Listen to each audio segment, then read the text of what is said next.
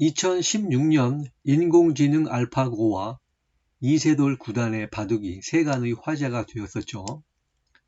5번 대국에서 인간은 단 한 번만 이겼고 4번을 졌습니다. 이 기록은 아마도 깨지지 않을 겁니다. 인류가 AI를 상대로 승리한 단 한 번의 승리, 많은 사람들이 충격을 먹었을 겁니다. 체스는 그렇다 치더라도 난공불락이라고 여겨졌던 반상에서의 대국이 컴퓨터의 승리로 끝나다니요. 이 역사적인 장면을 보면서 단칼은 앞으로 주식시장에도 큰 변화가 일어날 것이라는 생각이 들었어요. 이어서 제가 즐겨보았던 TV 시리즈 스타트rek의 한 에피소드가 떠올랐습니다. 자, 우주항행의 시대입니다. 스타쉽 엔터프라이즈호는 우주 공간에 표류 중인 구시대의 우주선을 발견을 합니다. 거기에는 동면에 빠진 수백 년 전의 인물들이 있었는데 그중 한 명이 주식 브로커였어요. 이 사람은 가사 상태에서 깨어나 말하길 지금에 와서 내가 이 세상에서 무엇을 하고 어떻게 적응하겠느냐 하고 안타깝지만 자살하고 맙니다. 그는 함장이 말한 지금 세기에서는 주식시장이 완전히 사라져 버렸다는 말에 삶의 의미를 잃었습니다. 자, 이 드라마의 내용대로 과연 우주시대에는 증권시장이 없어질까요?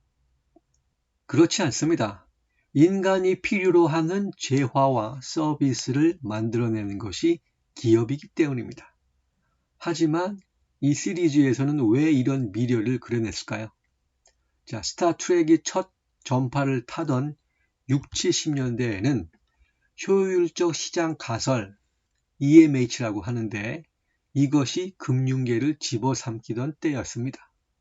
자, EMH의 주장은 모든 정보가 그 즉시 시장에 반영되어서 어느 누구도 초과 수익을 낼 수 없다는 허무맹랑한 말장난입니다.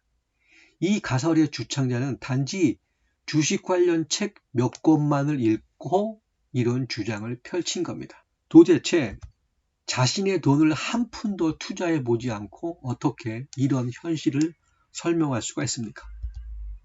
이 가설은 시카고 학파라고도 하는데요. EMH는 그들의 가설을 입증하기 위해서 어거지로 현실을 꿰어 맞췄습니다. 즉, 드러난 현실을 해석하여 이론을 도출해내는 것이 아니고 잘못된 프레임 속에 시장을 우겨 넣었던 셈입니다. 마치 이솝 우화의 꼬리 잘린 여우가 생각나지 않습니까? 자신의 꼬리 없음을 다른 여우들이 따라하도록 궤변을 말하는 장면이 있죠. 시카고 학파의 주장은 증시의 일부분을 설명할 수 있을 뿐이에요. 그것도 특정한 시기에만 그렇습니다. 다만 이들의 주장대로 앞으로 트레이딩은 설 자리가 점점 좁아질 것이 분명해 보입니다. 왜냐하면 수일기에서 인간은 결코 알파고를 당해낼 수 없기 때문입니다. 주식시장에서 이미 우리는 AI에 의한 가장 기초적인 매매를 알고 있습니다. 바로 컴퓨터 프로그램에 의한 프로그램 매매입니다. 여기서 한 단계 나아가서 최근에 등장한 신기술이 퀀트입니다. 이 기법은 수학적 모델과 통계학을 컴퓨터에 적용해서 매매하는 것을 말합니다. 쉽게 말해 막대한 데이터를 인공지능으로 분석을 하여 최적의 알고리즘을 만듭니다. 그러므로 이 코딩이 얼마나 현실을 정확하게 반영하느냐 하는 것이 성패의 갈림길이 됩니다. 또한 증시에서 어떠한 퀀트가 계속해서 고수익을 낸다면 이를 분석하여 그대로 모방하는 추종자가 생겨납니다. 뿐만 아니라 이 퀀트를 해킹해서 이보다 한 발 앞서 매매 주문을 내는 저격 알고리즘이 생겨나요. 바꿔 말해 AI끼리의 무한 경쟁이 시작되는 겁니다. 따라서 인간이 하는 차트 매매는 도저히 인공지능을 당해낼 수 없는 특이점이 오게 됩니다. 하지만 완전히 절멸하지는 않을 것으로 봅니다. 왜냐하면 인간은 경험의 동물이면서 과신의 생물이기 때문이에요. 사람들은 알파고를 이길 수 없음에도 여전히 체스와 바둑을 즐깁니다. 즉, 인간 우리 모두는 아무리 작은 가능성이라고 할지라도 나 자신에게만은 관대하게 적용을 시킵니다. 즉, 희박한 확률에도 로또를 사며 대다수 사람들이 트레이딩으로 쓴맛을 보았지만 여전히 시장에는 새로운 참여자가 넘쳐납니다.